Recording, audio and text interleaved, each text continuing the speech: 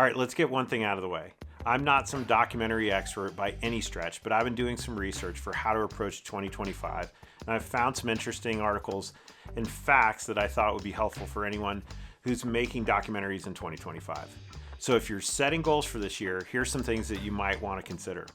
All right, let's just jump into it. So according to the data, the world loves nonfiction films right now. Streaming platforms have doubled their investment in nonfiction content over the past couple of years. So that tells us that the appetite for real life stories is massive and audiences are actually looking for these fresh and impactful stories. So number 2, hybrid film festivals are the new normal. We can thank COVID for this one. Film festivals are now a mix of in-person and online events, which is actually a win-win for most documentary filmmakers.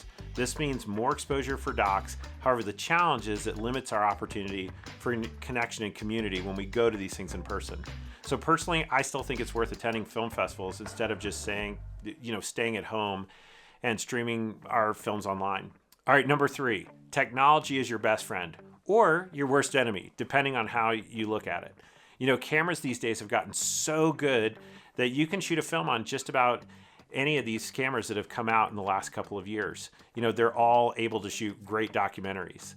They have been getting really, really good at low light performance, and drones make aerial shots accessible, and AI tools are making it super helpful to simplify the systems it takes to actually make movies. So here's a stat. Camera sales data shows there's a 15% increase in high-end production equipment in the sale of that stuff in 2024. That means that there's more and more cameras out there, and it's easier to get your hands on to shoot with great equipment to make your films. Personally, I think buying equipment is going to change in the next couple of years as camera and lighting advancements they're just not changing as quickly as they used to in the past. Lights and cameras are so good right now that whatever you buy in 2024 or bought in 2024 and what you might purchase in 25 should probably last you a couple of years, if not, a few years. So you won't need to upgrade as much in the future. And so I think that's a really great thing. Number 4, I think it's really going to be important in 2025 to actually have set goals, especially if you're an impact documentary filmmaker. I think it's going to be important to ask yourself, what do you want and what are you trying to achieve if you really want to progress this year? And the data seems to support this as well.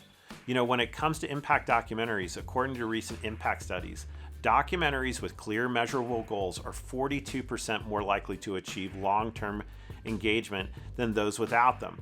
This might be something to consider with your next film. All right, number 5, in 2025, building your audience before you ever start filming your movie is no longer an option, it's essential. The days of make it and they will come are kind of long gone. Here's something to think about. Research shows that 80% of successful crowdfunded films engage their audience during pre-production and development. Sharing behind the scenes updates and your creative process and turning those folks into actual loyal members of your, filmmaking tribe is key. Early engagement will attract, potential partners like advocate groups, nonprofits, and amplify the reach. And also it gives you credibility. By starting now, you're not just building buzz, you're actually building a community. And, these people are really going to champion your film, when it's complete. All right, number 6, marketing is a non-negotiable of your film. I know marketing isn't fun for most creatives, but without it, your documentary can just get lost in the sea of content that's being released every day. Okay, here's some stats. According to documentary.org, there's been a 30 to 50% reduction in marketing dollars compared to before the pandemic. The industry's shifting its priorities. Okay, according to IndieWire, 60% of independent documentaries released in 2023 till now are solely focusing on digital and social media campaigns. This means that's probably where a lot of our marketing dollars should go.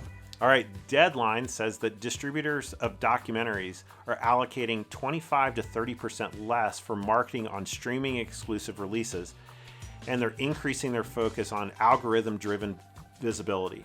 So basically what this is saying is they're using the algorithm to market. They're not really putting much else effort into other ways to market our films. So what this tells me is that we're going to need to continue to make sure we hold back at least 35% of our documentary's total budget for marketing. That means that if our budget's $10,000 to make our documentary, $3,500 of this is going to be used for marketing, film festival submissions, travel, and community screening events. For us, I think this means that we just need to plan accordingly. All right, number 7, in 2025, partners and advocate groups are key for successful releases of impact docs. This one's probably isn't new for a lot of things. It's not a new trend. But in 2024, a case study showed that documentaries that partner with advocate organizations saw a 27% increase in viewership compared to those without partners. So if you're tackling big social issues, partnering with nonprofits, NGOs, or grassroots organizations can boost your funding, your audience reach, and your credibility. It's like having a team of cheerleaders, but they also have their son is the quarterback of the team. So they're not just cheering for you, they're emotionally and personally invested in making sure that everybody wins the game. Number 8, spread out your film everywhere that it can be seen. Gone are the days when you have to choose between streaming platforms, festivals, or community screenings.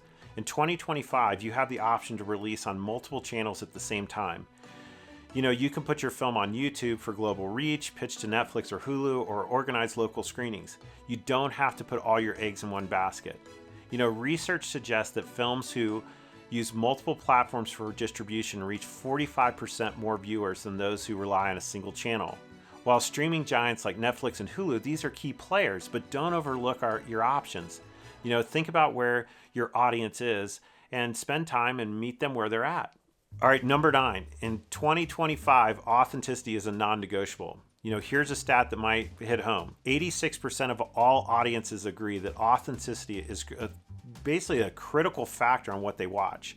This means that telling real, honest stories and treating your cast with dignity and respect is essential.